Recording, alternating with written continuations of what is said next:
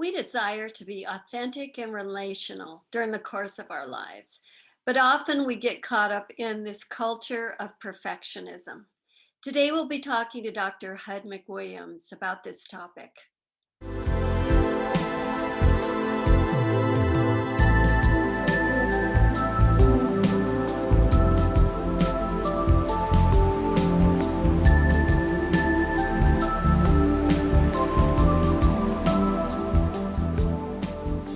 Dr. McWilliams, also known as HUD, comes to us today from a mountaintop near Fort Collins, Colorado, where he and his wife Nancy have just relocated after leaving Denver.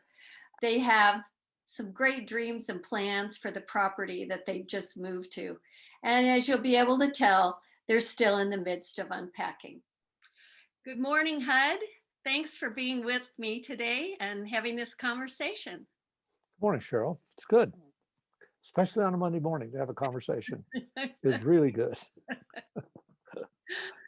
Well, as you know, this channel is about faith and culture, and we live in a culture that pushes us toward perfectionism. And so I just want to start out by asking you, why do we gravitate to that? Because we raise our kids in it, we are surrounded by it in church community. Why do we choose perfectionism over wholeness? I think there are cultural sources of energy that produce that. And maybe a good way to start is to think about this. I taught in a university for 15 years, undergraduate and graduate school. And my mother was a teacher and a principal who thought I would never go to school. And so when I finally figured out that learning was really a joy and worth it, and I started pursuing that, I began to realize that there was one kind of form that I was immersed in, and for years just followed along. And I would call that the educational culture, if you will. And this is way back last century.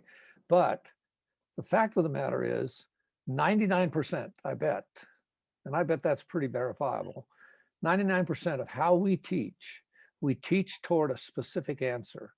We're looking for you as the student to have a right answer, so to speak. And there are a lot of times that right answers are important. 2 + 2 does equal 4. It doesn't equal whatever you want it to equal. If you don't have that kind of stability or reliability or validity, or however you want to say it, then what happens is you can't get on a plane, because a plane, one wing shorter than the other one because the guy that was working on it thought 2 + 2 = 6. You got problems. So there are places where getting the right answer is really, really, really important. But the stuff of life, the real soul core, meaningful things when we're dying on our deathbed, things that we're going to remember, none of that fits in that category. It is not managed by yes or no answers, black or white thinking, all or none, binary polarization, etc. It is managed by specific skills, relational skills, emotional skills, skills that have to do with connection and learning how to love, or whatever language you want to use. And so culturally, because we're immersed in a capitalistic, consumerist driven, production oriented culture, I think perfection becomes kind of the sine qua non. It's the element that we go after. We think, if I can achieve that, then I will find satisfaction in my soul. We probably don't say it or connect it very well, but that's part of it. So from the background point of view, when I stumbled onto this somewhere along the line, I began to realize that what I was most interested in was not the right answer. I was interested in how you go about answering something, how you go about thinking about something, how you go about manipulating whatever comes along. And so if you're going to deal with the messier part, the non-binary parts of life, then life's going to be not very efficient, and life's going to be messier, and life's going to be more painful, and life's going to be more tumultuous, and life's going to be more difficult. And you're going to be frustrated because you can't get the right answer. And your teacher's not giving you a neat, nifty little outline of some kind. You're going to have to find your way. You're going to have to learn how you fit on that team, or what role that you play well in. And people spend their whole lives sometimes doing this blindly. And obviously people throughout history have got there, but still by and large in the Western world, because of the impetus of science and the drivenness of success, we're performance oriented, and we want to get the right answer. And so perfectionism gets rewarded. It gets rewarded in the workplace. It gets rewarded financially. It gets rewarded in all kinds of ways, but it's not very soul rewarding. People eventually gravitate out of that. A lot of people I know that have left high-paying jobs, CEOs, et cetera, disappointed because they're making big bucks and they have lots of influence, and yet there's an emptiness in them. And so wholeness has this whole other piece to it. But you asked the question about perfectionism. I think what drives it is a habituated cultural message that says the winners are the ones with the most toys. The winners are the ones with the most stuff. The winners are the ones that get the most right answers. The winners are the ones that get the highest scores on it. I think it was one of my professors says, what's most important is not that people succeed in education or school, it's that they succeed in life. So that's really, to me, what this conversation is about. Why is wholeness important? Because it's succeeding in life over against getting it right, or winning, or having the biggest house, or the coolest Porsche on the block. By the way, I don't think my block has any Porsches on it, so relax. So what do we ignore? What do we ignore if we end up on that culturally driven path to success that we're immersed in? Well, I think we ignore the non-measurable elements of life. I work in a business where we almost don't have a metric that's acceptable. How do we know that we're being successful? I'm a counselor. That's what I do part-time and part of the time, and I teach part of the time. And in both cases, both in education, teaching, and in counseling, I find myself not having a good metric. How do you charge for what you do? How do you evaluate its value ultimately? I don't think you can in a minute. Maybe 30 years later, you look back and reflect and you say, that teacher really impacted me in that particular class, or the way I got to think in that environment, or having that conversation with you was the first time I ever thought that way, or saw that paradigm, or had it framed in that direction, et cetera.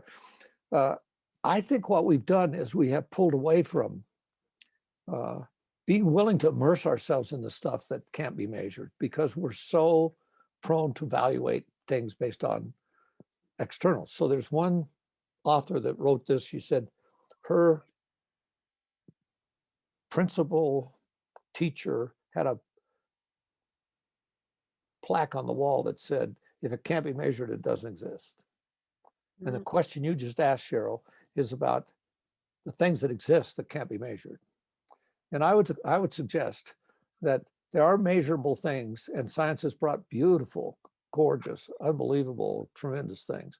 At the same time, it has a lid on its capacity to measure what actually is the substance of life that supersedes what you can measure. So there are measurable things. They do need to be measured, just like you do need to get right answers sometimes. However, the stuff of life is the next step out of that, the next step beyond that. And so interior work, when you start talking about that, or the subconscious, or the mind, or the self, all slippery concepts, because they don't have a concrete metric. My business is wants you only to do things that are measurable and effective based on data, right? So we've got hard data, then we can utilize it in some way. However, people are more we're more complex than that. And I think we don't like the complexity. And that's essentially what I'm trying to say here. The culture doesn't like complexity. It wants efficiency. People want to be effective, hopefully. That's what's deep in our soul. What the breakdown between those two ideas is pretty significant. Efficiency will never match relational connection. So people are messy. We try to make life streamlined, and it just doesn't work. And we want to eliminate the mess, and we think if we eliminate the mess, we somehow have a leg up on things, but it's not true. And we're going to get into, I think, here in a minute, talking about the painful side of life. So the painful side of life is something that in our particular culture, we say almost all pain in almost any circumstance is something to be gotten rid of, avoided. But I would argue just the opposite. Pain is a necessary ingredient to keep us stretched and growing and alive. So in order to move toward wholeness, we really have inner work that we have to do. And we encounter pain in that process, don't we? And crisis as well. Well, we do. Let's see. When I think about interior work, I begin to realize that there are people throughout my life, at least in my experience, that kind of want to do interior work, and they do it naturally, but not very many. Most people don't go there unless there is some kind of a crisis that pushes them there. My son acted out. My daughter left. Got pregnant. My mother ran away with a mailman or something. And we have some kind of a crisis, or maybe it's a physical crisis. We have an accident, or we get a diagnosis we don't like. And those elements, in my mind, are part of the nature of life. And we have been taught to avoid them. We've been taught to get past them. A lot of times when you talk to people about grief, for instance, and loss, it's, are you through it yet? Are you now done? Are you past that pain in some way? And frankly, I don't think substantive connection allows you to ever get past the grief of that loss. The grief will remain there. It just stays alive, and it should, actually, because it colors your story. It colors your character, hopefully. That colors that kind of thing. But the crisis piece, we've thought that crisis really changes us. And it may make some changes, but they're not transformative. And so the transformative part, the parts that allow us to really grow past the events in our lives or through the events in our lives, is the hard part. And most of us avoid that. I'm in the midst of a move, and I've worked with people cross-culturally overseas for 30 years, maybe, trying to encourage them about how long it takes to transition to get through meaningful transition. And it takes probably average 3 years. That's resource for, from the international expat community, knows that when you move a family overseas, it takes a long time. And my daughter moved, and we kept having this conversation over and over again, and she'd say, oh, that's transition again. Yeah, that's transition that's causing that. That's not, there's not something wrong with you or something wrong with the culture you're in. You're making this adaptation. So I'm making an adaptation right now from a significant move after 20 years, a physical move. And I'm kind of in disarray, and I don't like it, and I want to get out of it, right? Mm-hmm. Instead of leaning into it and mining it for what it has, I think that move right there is substantive for describing what you and I are talking about.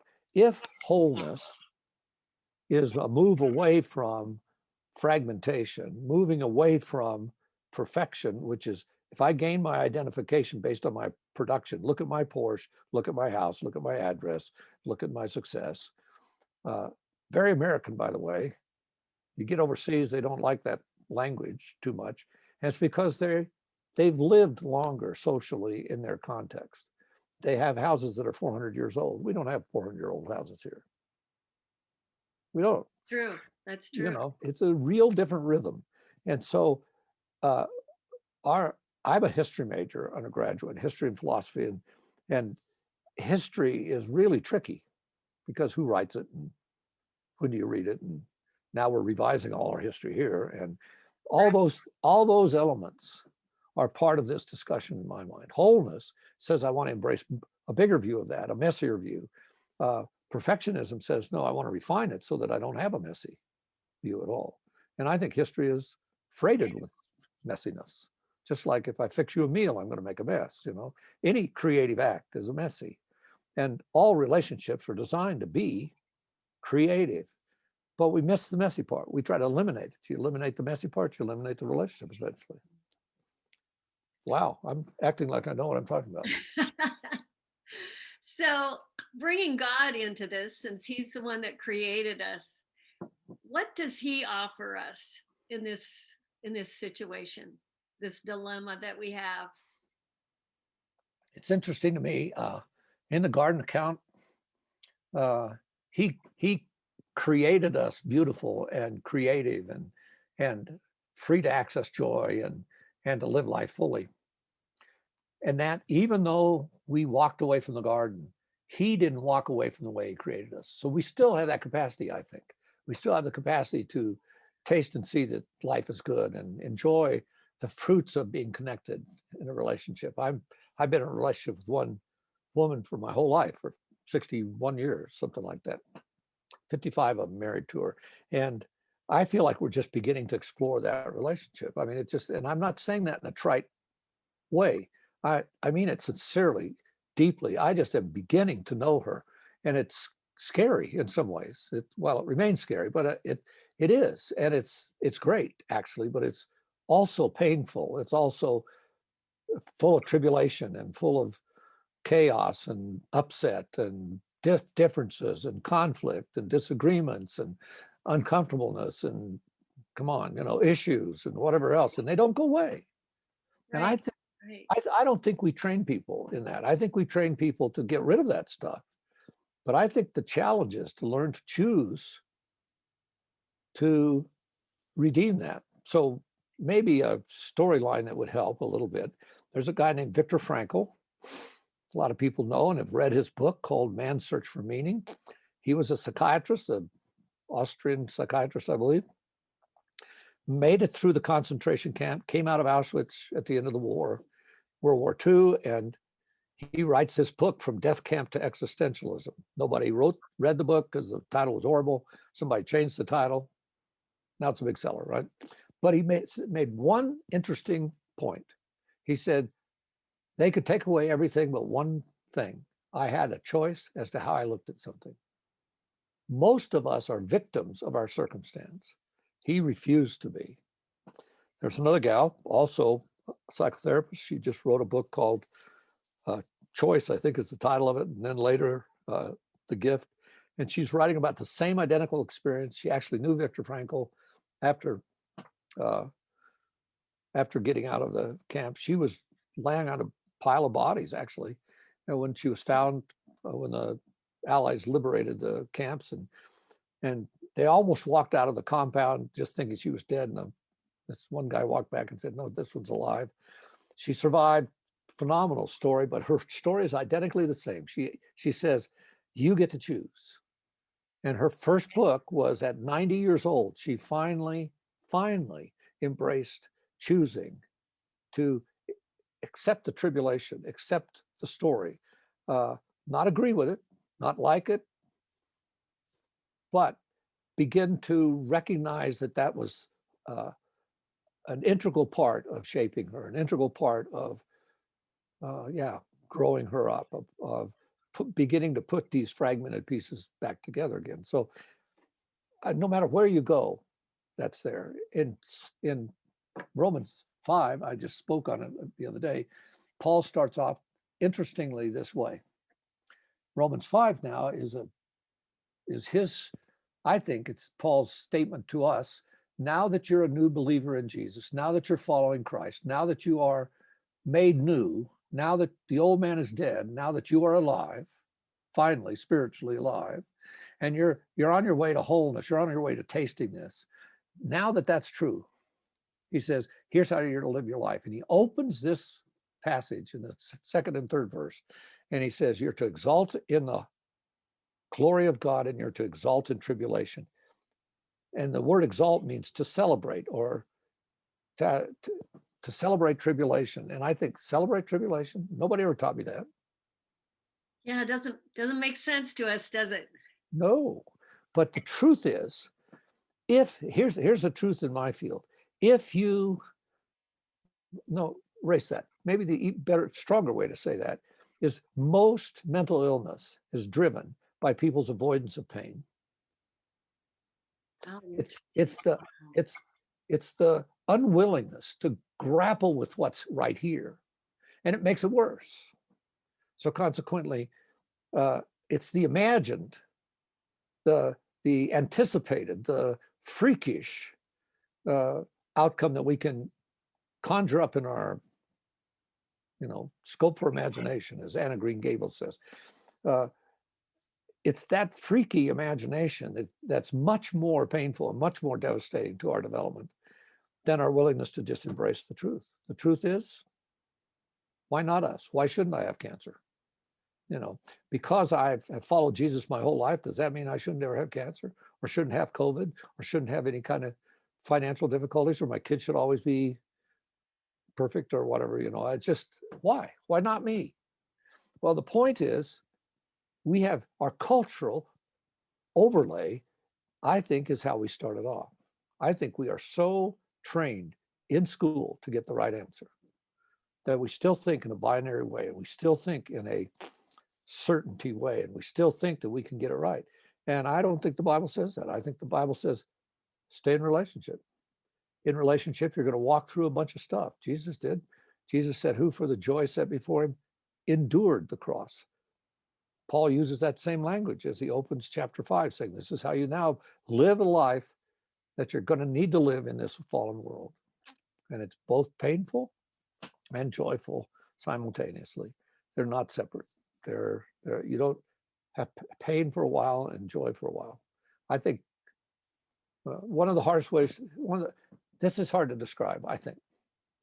It's hard for me to embrace and it's hard for me to describe it to people. But I think I find people that rejoice in the glory of God. They celebrate the glory of God. They believe in it. They're positive. They're optimists. They want the best. I think they're excited. They're excited about that, and they almost won't look at the bad. And it's their way of trying to push it away. And then you get another group of people, and they're pretty sour in their disposition, and they're skeptical, and everything's negative, and and they critique everything. I fall, by the way, more on the second category than the first one. But as I read this stuff, what I begin to realize is both of these, Paul's saying, are needed simultaneously. You need to celebrate both of them all the time, or you won't get down the track. It's like two tracks. And if you don't have two tracks, the train's not going to run. Sorry. They both have to be there. Mm-hmm. And if you miss one or the other, then you're not going to go. And so how do you hold these in tension? It becomes pretty difficult, it seems like to me. Yeah, definitely. How do we pursue dealing with pain?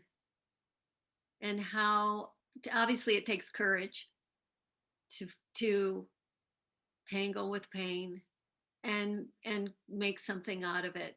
And then of course we've got the whole thing of always fighting the culture, which has a lot of lies in it, like shame, like embarrassment that you're even dealing with something.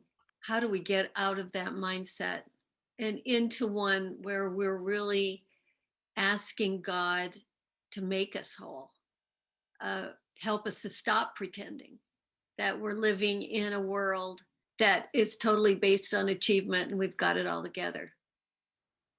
Well, or the pain-free life or the suffering-free life is the goal. I think it's not true. I wrote a book and I titled it The Discipline of Disturbance. That's not a plug to sell the book. The point is, I think that we were created in the garden to be disturbed. And I think we don't like being disturbed. We like uh, managing our lives so we don't have much disturbance. Now, there are people that have chosen to push against that, and they're the extreme sports people and whatever. They take huge risks, et cetera. So you have this whole arc of people trying to navigate this line, but we all face the same elements. And the one element that you just brought up is, how do we manage pain? How do we deal with pain? So uh, I think I've sat in an office for 56 years, actually 55 years as a professional.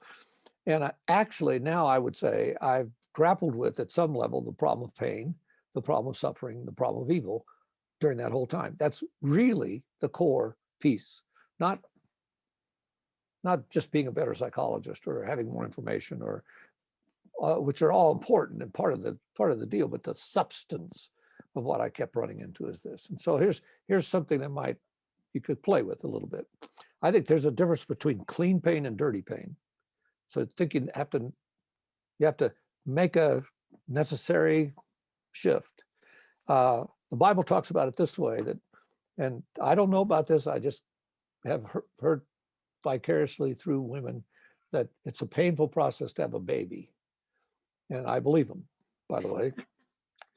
We've had 3, and I'm convinced. You don't have to talk to me about that. It's a painful process, but it's clean pain because it's producing what? A new life, Mm-hmm. an eternal being. And it's, I mean, we're crazy in this world about this stuff. That's why I just read a thing the other day about how we have 70,000 refugees, 70 million refugees, half of whom are children. I mean, it's mind-boggling. Yeah. Mind-boggling. Half, 35 million children. No roots, no connections, no attachments, no meaningful, all ripped apart, in that sense. No, so okay, so that clean pain is the pain of growth and development. Clean pain is the pain of getting in shape and staying in shape. Clean pain is not eating just whatever you want whenever you want to. Clean pain is cleaning up after a party. Clean pain is, yeah, you get it. Dirty pain is, I think, what was brought out of the garden into the world and is bona fide evil. It's whether it's cancer or an accident and people are beheaded in the accident or some crazy thing, all of which happen all the time. So we have to learn how to manage both kinds of pain. So sometimes that's a little helpful. The other thing is, we have a choice as to how that event will affect us. And we don't emphasize the choice / responsibility that we have access to. Every person on the planet has access to the same ability to choose how they're going to manage some situation. So I'm trying to teach on this, and I picked up my Reader's Digest not too long ago, just this last issue. And in the front of it is this gal who's got a diagnosed physically distorting disorder. And it tells how she didn't allow the disorder to determine who she was. Now we're going to go back. Now I'm going to go back and talk about wholeness related to this. Her situation from the outside looks terribly painful. And it is. It has shame in it. It has embarrassment. It doesn't fit it. It's you want to look away from this person because they're so deformed and distorted in some way, at least according to us. This person refused to allow the circumstances of her life to determine who she was. So she's not actually that disorder. She is her own person. Mm-hmm. Now that's whole. That's moving toward wholeness and away from allowing the fragmentation and the perfection to determine it. Well, what happens to most of us is we get messages out of our histories, and a lot of them are shame-based messages. So you could do a whole series, I think, Cheryl, just on a sidebar, by the way, on shame, how important shame is. Every generation in the last half a dozen generations has had major input into the dialogue about how impactful shame is. And it is. Yeah. It's the worst Guilt is concrete. You can deal with it. Shame, not concrete, slippery. So when somebody's ashamed of who they are, then they're in trouble. Or if somebody has a heart attack and they define themselves as a heart attack, they become a heart attack victim then, and there's no more life in them, right? Because then they identify as a heart attack, not as Fred or Mary or whatever. So I think we're up against this piece of the puzzle. We get messages out of our history, and our history seems to define who we are. But the bottom line is you're not really a product of your history unless you let it be. Mm-hmm. Now that's a hard thing. We don't teach that because that means that you're going to be odd man out. You're going to make a difference in your context. You're going to push against this, just like this story. It was one of the opening stories in Reader's Digest, and I just thought, perfect. How many people do I know like this that have done that? I know people in Colorado, that's where I live, a number of them, because we have extreme skiing and a lot of mountain biking and what have you. I know a number of people, probably enough to fill my hands personally, that have had some kind of major accident, and they either broke their backs and become paraplegic, or they're quadriplegic because they broke their necks. Mm-hmm. And then the question is, how many out of that group are defining themselves as a quadriplegic versus defining themselves as, I'm Joe? I happen to be a quadriplegic, but that's just part of my story. Yeah. Yeah. We have a choice, but that's my point, is we have a choice. And I just think we don't teach that.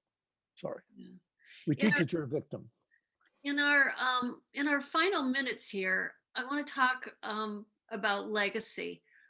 What is pursuing and living in wholeness have to do with legacy? Because I hear so many people in advancing years, as we are, talk about their estate, what they're going to do with their estate, who are going to be the recipients of their estate once they pass away.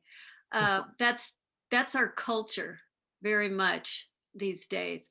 But spiritually, there's another kind of legacy, and I'm just wondering what your thoughts are on passing wholeness on to our children and grandchildren. Wow. This is where I think we have a responsibility, I guess, to develop our own souls, because that the only thing I can really have any impact on, meaningful impact on, ongoing, is me. Mm-hmm. It's the only thing I have to give to my wife, my kids, my grandkids. The only thing I have to give to the watching world is me. So if I don't develop me, if I'm not whole, if I'm fragmented in some way, or compartmentalized, or siloed, or cordoned off in a bunch of pieces, and so I have one piece over here that's marvelous, I'm an artist or some such thing, and everybody loves my art, but I'm over here, I'm a jerk. The legacy is going to be the sum total of that mess, I think. And you don't get to really choose it. Mm-hmm. Mm-hmm. I don't think. I think what you get to do is to live into being, moving toward taking these pieces, all these pieces, and trying to put them together. There's a verse in Ephesians that reads like this: speaking the truth in love, thereby grow up. And then Paul uses this little phrase. He says, in all aspects. So all those aspects should be together as a whole person. I had the privilege of leaving a church where I was a pastor, and they did a good going away parties, more than one. And I had a friend of mine come up to me after one of them, and they said, "You don't need a funeral now." I said, "What?" And they said, "People said today to you what most people would say at a funeral." So I got to hear some of that, and that's pretty amazing stuff, And actually, we could do that with people if we'd pay attention. We'd say, I really affirm, I really desire for you to know how much I delight in this aspect of you, or how careful you are with your, I don't know, home or beauty or whatever, So I think legacy, I don't have a lot of control over, but I do have an idea that most people will value their connections at the end of their life more than anything else. And if you want to leave a legacy, uh, then it better be out of today. Hmm. It I better can, not be off in the future, because if it's in the future, you're stuck. But today, you can live in a different way. Today, you can live with integrity. Today, you can, and integrity, by the way, means wholeness. It's the same word we get the word holy from. And it's to put things together, things that have integrity all go together. So all aspects. And I think all aspects means all aspects: physical, emotional, economic, familial, historical, everything. So I don't meet many people that function there. And the ones that do, you're at ease around and you wonder why does this seem so easy? Because I think it's closer to the way we're designed. mhm, mhm. I don't know. Maybe that was a bad answer. Try it. That sounds good to me. Lots of wisdom and insight for us to think about, and I hope that we'll have another opportunity to talk soon about some more of these things. So Good, I appreciate your time today, Hud, so much. good. Well, I appreciate you doing this. I think it's a conversation that's needed, and um, I will apologize a bit for my intensity. However, that's kind of the way I'm wired. So It is. Yeah, we've known you a few decades. It is definitely how you are wired. You are a man of conviction, so and you speak it well. You really do. good, good. Well, blessings. Thank you, Hud. I You bet. appreciate it. And to you too. Okay. Bye bye. Bye bye. I hope you enjoyed our conversation today. Dr. McWilliams' book, Discipline of Disturbance, is available on Amazon. We'll be talking to him again soon.